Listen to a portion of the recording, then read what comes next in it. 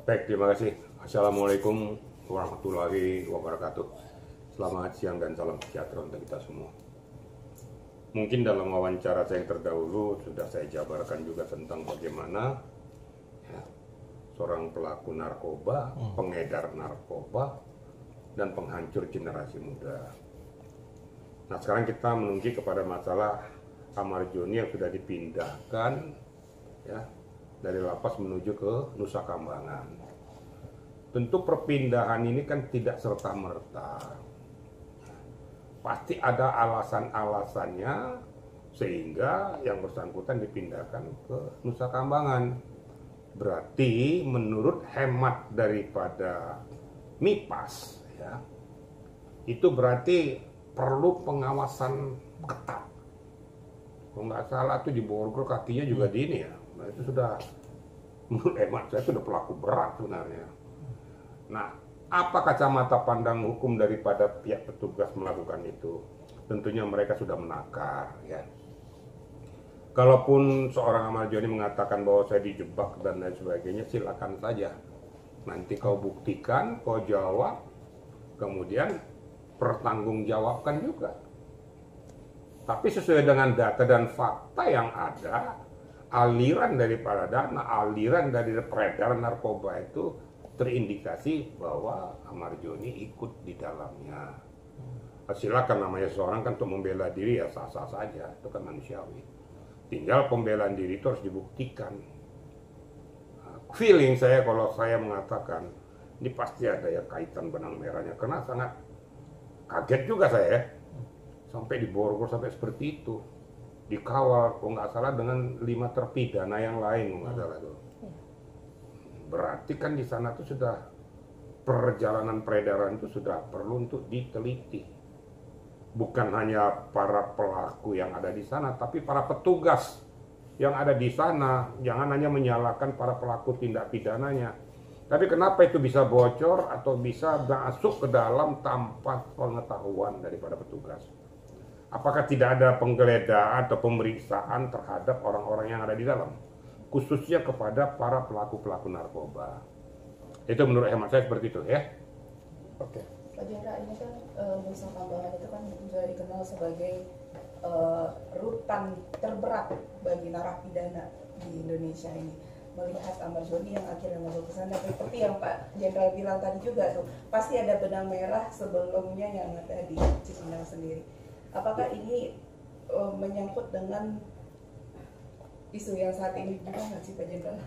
Ya kan saya sudah ngomong, namanya Nusa Kambangan itu bukan rutan yang terberat, rutan yang sudah terisolir, berada di tengah pulau, dikelilingi oleh laut. Maksud dan tujuannya adalah untuk memutus mata rantai ya, para pelaku-pelaku narkoba atau kemungkinan terlibat di dalam arena narkoba agar jangan sampai berkelanjutan. Ya faktanya saja sudah di dalam aja pun masih masuk. Nah terpaksa ya diputus mata rantainya.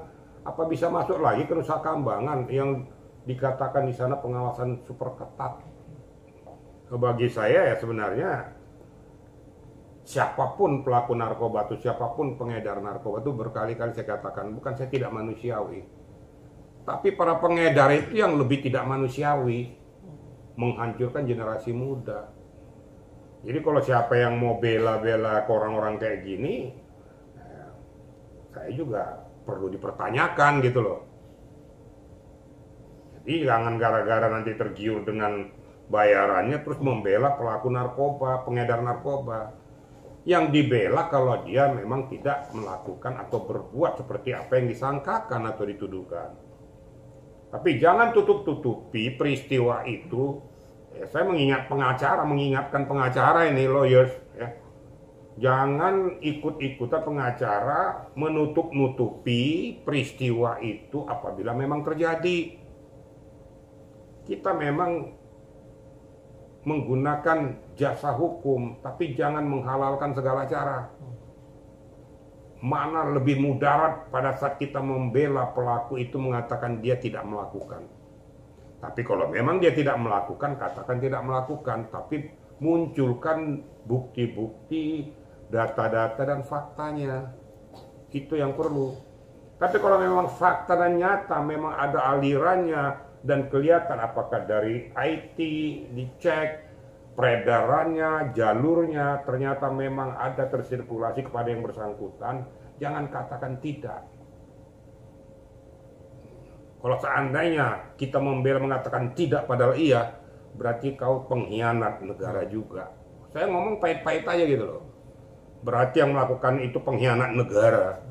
Hanya gara-gara membela seorang pelaku pengedar, terus dikatakan dia tidak melakukan. Saya melihat juga di dalam YouTube tuh bahwa dia dijebak katanya. Nah sekarang dijebak, buktikan kalau dia dijebak. Yang ironisnya dijebak kok masalah narkoba. Mau dijebak, mau diapain, kayak kok sudah berbau narkoba ya menghindar. Jangan berkomunikasi lagi, tidak akan mungkin kau bisa dijebak kalau kau tidak berkomunikasi atau bersinggungan. Apalagi ya, mohon maaf, Ahmad Joni ini kan sudah berkali-kali melakukan. Apakah bisa dipercaya ngomongannya bahwa itu dijebak? Namun demikian, kita juga azas praduga tak bersalah, perlu pembuktian secara akurat. Nah, kalau perpindahannya ke Nusa Kambangan, itu dianggap bahwa yang bersangkutan ini sudah perlu diteliti, dicermati, dan diamati. Kenapa sampai separah itu? Bahkan sampai diborgol, kaki juga diborgol semua, mata tertutup, dibawa ke sana. Kan ironis sudah ini. Nah, itu kira-kira untuk media ya. Tapi Pak, dalam kasus-kasus lain apakah sama juga Pak, mata tertutup dengan tangan dirantai seperti itu Pak? Itu kan kewenangan daripada petugas lapas. Kalau mau kau tanyakan dengan pelaku yang lain, tanyakan yang lakukan, jangan tanyakan saya. Berarti kan karena ada spesifikasi menurut hemat daripada petugas ataupun penanggung jawab itu bahwa ini perlu dilakukan. Mungkin satu stressing ya. Yang kedua, biar kamu tahu bahwa kau melakukan kayak gini, kau diperlakukan juga tidak manusiawi. Karena kau sendiri tidak manusiawi. Itu kan sebenarnya kan untuk memberikan informasi kepada yang bersangkutan, kau tuh sudah nggak bener lagi, udah merusak. Kan bahasa itu juga bahasa Inggris itu high risk. Apa artinya gitu loh.